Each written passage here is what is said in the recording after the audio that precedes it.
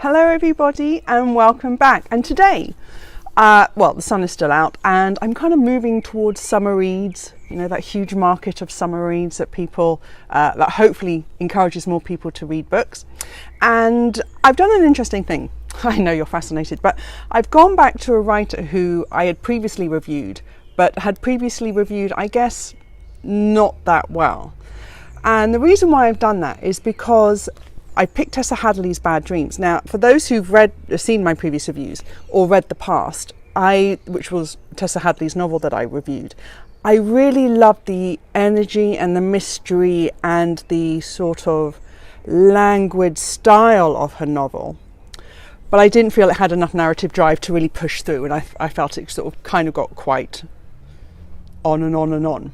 However, Bad Dreams is a collection of short stories from Tessa Hadley, and I actually grabbed at the opportunity to read this because I just thought this might suit your style more. Does that sound condescending? I didn't mean it, but I just thought I love the atmosphere that Tessa Hadley can create, but I wasn't sure that it would necessarily have the momentum to push through to 300 pages. And instead, in Bad Dreams, we have a collection of short stories which capture that same unsettling atmosphere that Tessa can capture, but obviously in something far shorter. And you know what? I'm so glad I did, because the results are stupendous. This is a brilliant collection of short stories. It is very much focused around sort of white middle-class communities, but it looks at them from an unsettling angle. So it looks at the sort of world that goes on behind the curtains, and everything here has that atmosphere of a bad dream, of there's something mysterious, not in a kind of detective mystery kind of way, but something unsettling, like scenes witness, small experiences, that memories that last a lifetime of just odd incidents from people's past.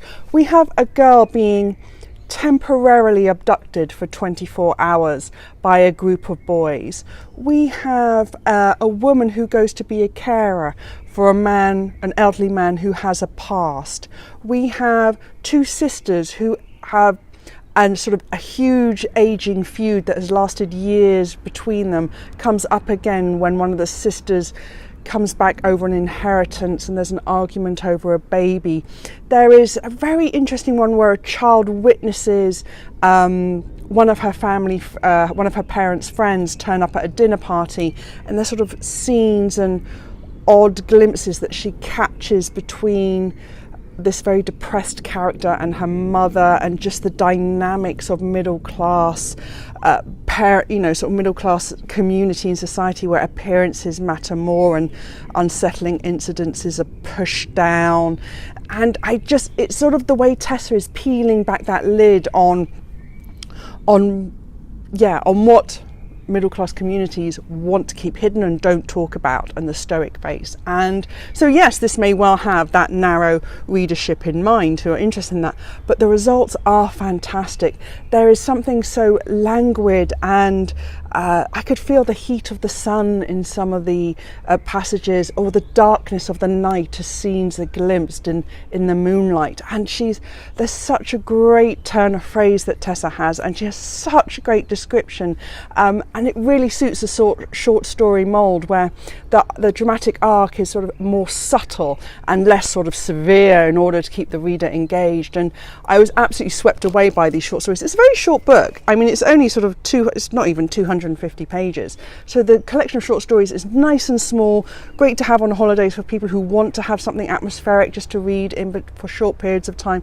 But either way, Tessa Hadley has proved herself terrifically with this book, and I'm so glad I finally found a piece of work that I can enjoy of hers, because she is such a celebrated writer.